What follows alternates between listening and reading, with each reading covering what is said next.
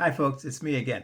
Yes, I just did a YouTube video just recently, and so I'm coming up with another one. I'm trying something different now. I'm using my phone instead of the studio background. I have the studio background because I've got my phone here and the light, and I've got my earbuds in, which I'm trying to see how the sound comes across on this rather than my studio microphone that I always use normally. But it's just a test. But while I'm doing this, I thought I'd do something else, and that's talk a little bit about something that's been bothering me for the last couple of weeks, maybe 3 weeks. Okay.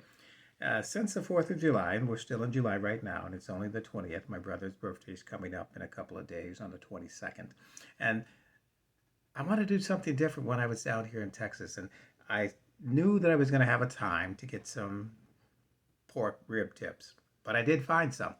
I found them in Bud's House of Meat in Houston. I'm not advertising for them, but I will say that those rib tips that I got from there were really good.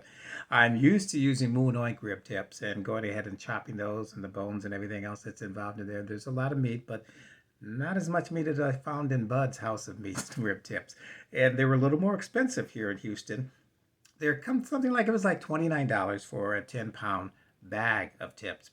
And I say bag of tips rather than the box that I'm used to getting in Illinois because the tips are all fresh. They were freshly cut pork rib tips and they were great. There was so much meat and everything like that. I had so much.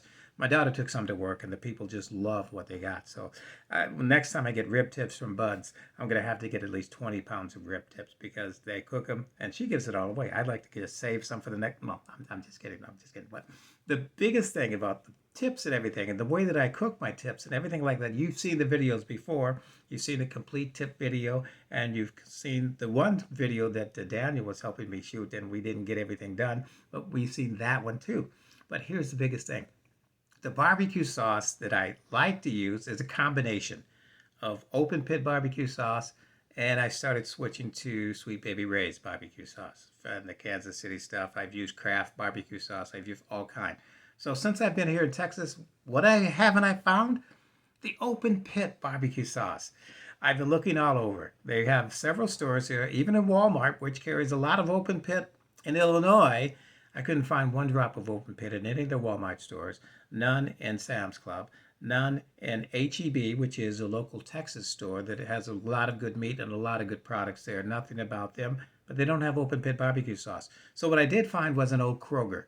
We used to have Kroger in Illinois, and when I was a kid, this was way back in the 50s and 60s, my mom would go to Kroger and get Red Cross spaghetti. And I haven't seen Red Cross spaghetti in ages. So I figured I'd go to Kroger and I'd see if they had the Red Cross spaghetti and also if they had open pit barbecue sauce.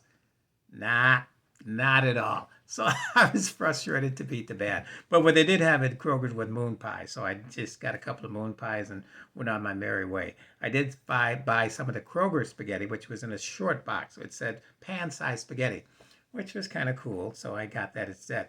But open pit barbecue sauce, I just can't get it. So I talked to my daughter Camille, who's still a little know now, and I said, I'm going to have to order some open pit barbecue sauce.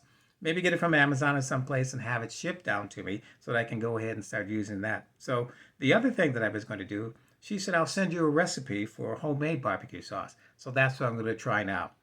My brother, who is long gone from us now, Reverend Quinn, he made the best barbecue sauce I've ever had. He said, this is a homemade recipe. I can't give you the recipe. And unfortunately, he passed away a few years ago. And so I never did get the recipe. So I'm going to have to try and make up this recipe that my daughter Camille sent me here to Texas and try and get my own formula for barbecue sauce. And then, of course, when I start my traveling and once I get really settled down, and the next time I go to Illinois, guess what I'm getting? I'm getting a case of open pit barbecue sauce that'll help me with mixing the sauces and having that great tradition going on again. So that's just my rant for today. And it's a 4-minute video. So I wanted to do that and I wanted to do something just natural and talking. I thought about talking about racism, but no, I'm not going to talk about firefighters now. But the other thing is, I'm just having a good time, enjoying myself with my days off and not having to go to work and anything like that. But if you got any open pits barbecue sauce, if you just think about it, if you're around in Texas or you know someone in the Texas area where they sell open pit barbecue sauce, hit me up in the comments section and give me an idea where I can go and get some. But for now, that's all my rant for today. And it's all about the barbecue sauce and lack of open pit barbecue sauce here in Texas.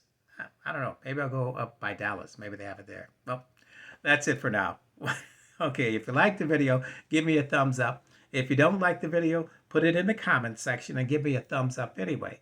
And other than that, hey, have a great day, and we'll see you on the next time.